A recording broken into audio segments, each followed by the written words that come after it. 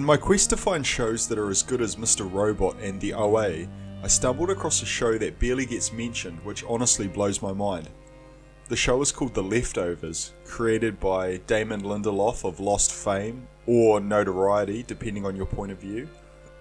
I've heard it said before that The Leftovers is basically Lost done right. As in, it has similar themes, but without all the bullshit and dangling plot threads. I was a huge Lost fan back in the day, but lost interest, as a lot of people did. No pun intended, by the way. But I realised that the show was meandering along and padding out its episode count to artificially extend the life of the show, which at the time it was insanely popular, so I guess that they may have had a good thing. Although I've only just finished season 1 of The Leftovers, with 2 more to go, I'd like to make this video on what I have seen so far, and I'm very optimistic this show isn't going to go the way of Lost.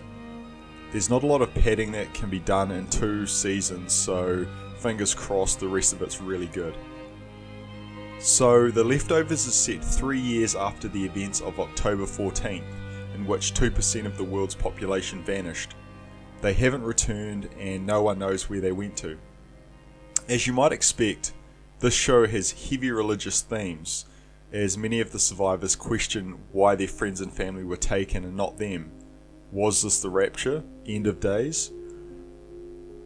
A cult has formed in the aftermath known as the Guilty Remnant, who have taken a vow of silence and only wear white with a strange habit of chain smoking. The first season follows the underrated Justin Theroux, who plays Kevin Garvey, the chief of police in a small town in the state of New York. His wife has joined the Guilty Remnant, his son is off with a cult leader who thinks he is the second coming of Christ, and his relationship with his daughter is strained. As the season progresses, we learn about the other inhabitants across the town and how their lives have been impacted by this event.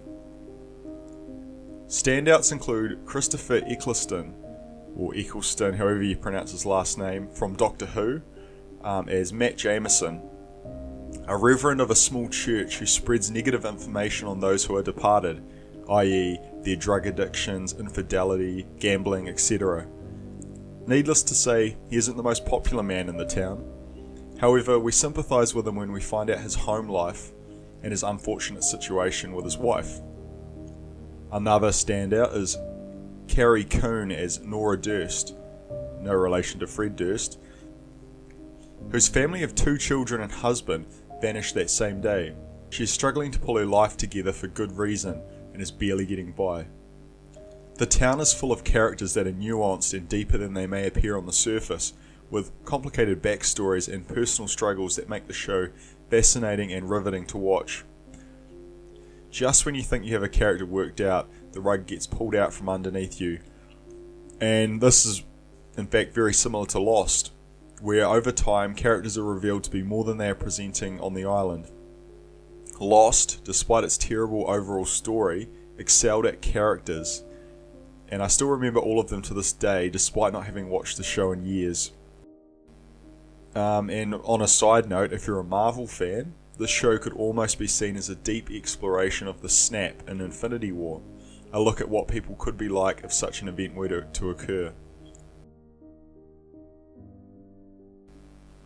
The show has a lot of themes and ideas that are more than just this singular idea, and I'm not even sure I could scratch the surface of it in 10 minutes or so. However, I will try my best to explain some of the aspects and themes that I thoroughly enjoy, and I think you will too if you enjoyed the OA and Mr. Robot. Firstly, and quite clearly, this show is about loss. How do we cope when people around us die? How do we keep moving forward and retain normalcy when our lives feel so upturned and destroyed? The answer for a lot of the characters on the show is to forget, at least on a surface level. What else is there to do? This show mirrors what we do in reality, but just a bit more heightened. So we see all aspects of coping mechanisms, such as ignoring and trying hard to pretend it never happened, turning to religion, be it Christianity or the Guilty Remnant. Further than that is turning to Messiah-like cult leaders to fix things, or who promise to. We shall explore that a bit later on in this video. Where this show differs from reality is the uncertainty of the disappearances. Where did they go? Was it God? Why did they go? But also, why did we stay? Part of this show that is so interesting is watching that struggle play out over the course of the first season. Even seeing why someone might turn to the cult for support and what mindset might cause that. So one of the aspects of the show that I find quite interesting is the interplay between the guilty remnant and the rest of the town. So the guilty remnant don't want people to forget, while the rest of the population want to move on. This causes massive issues across the season as fights break out when the guilty remnant turn up to silently protest gatherings or celebrations across the town. A living reminder of what was lost. The Christian group led by Matt Jameson try to help the GR, but are often ignored. A middleman of sorts trying to understand and help, but pushed away in silence by the chain-smoking cult members. Kevin Garvey, who the show focuses on, is torn because his wife is now part of the cult, which understandably he is not too happy about. She won't talk to him or their children anymore, and the dynamic of that creates some tense scenes as the frustration of dealing with the mute members of the cult sometimes turns violent. This show does a really great job of exploring the place of religion in our own world, probably erring on the side of cynicism, but still trying at least to humanize those that are in it, and perhaps looking at some of the more abstract reasons people may be turned off by it. For starters, the idea that religion is essentially a reminder that we will die one day, and that's something as a society that we are not really comfortable of acknowledging, at least as far as I see it. Very rarely do we talk about it or even think about it, and religion is pretty much all about that. Yeah, I know there's a lot more to it, but in a roundabout way, it could be seen as that. Let me be clear, this show is open to interpretation. Granted, I am only in the first season, but as it stands, I don't believe there is a right or wrong way to look at the depictions and symbolism in this show. After all, art is best when there is wiggle room. So we have this dynamic of people trying to forget, people trying not to forget, and then also we have a cult leader who seems to believe he is the new Messiah, or Jesus Part 2. I'm not 100% sure he thinks he's Jesus, but it's that sort of figurehead. He says he can heal people and take away their pain, but Kevin Garvey's son is tasked by this man to protect a pregnant young woman who is holding his child. Shit goes down at the compound where they're all staying and they have to flee. Is this man the real deal? Is his future son important? And also, why is he taking large bribes of money from senators? We don't really know, and neither do the fleeing couple. Their faith and doubt as to the legitimacy of this man who hasn't really proved anything. This show looks incredible. Similar to Mr. Robot in its fantastic shot composition and general look and feel, this show is honestly so good. Casting choices are top notch, from Justin Theroux's stoic but deeply believable acting to the guilty remnant's leader played by Ann Dowd, who was frustratingly annoying but also charismatic at the same time. And I can't fault any of the choices made in the casting, except maybe Liv Tyler, but that's more due to the fact her role in the show is kind of not that great, rather than her acting ability.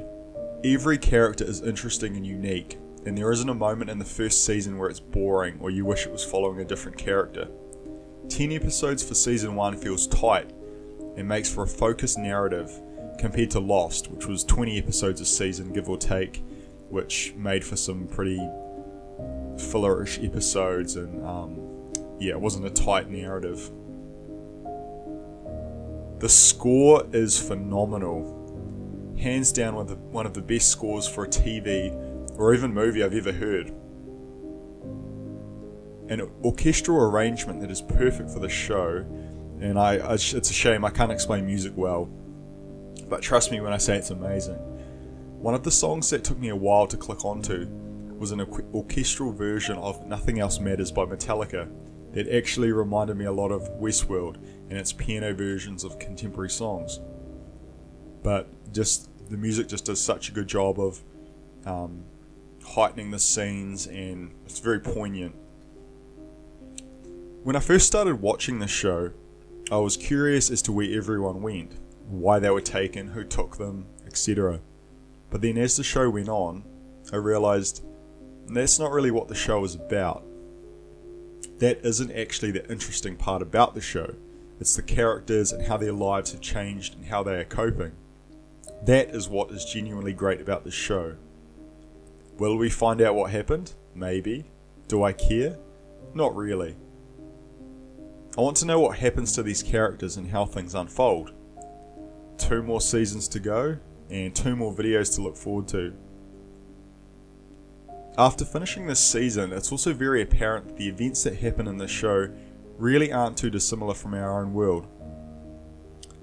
Ultimately, we all disappear.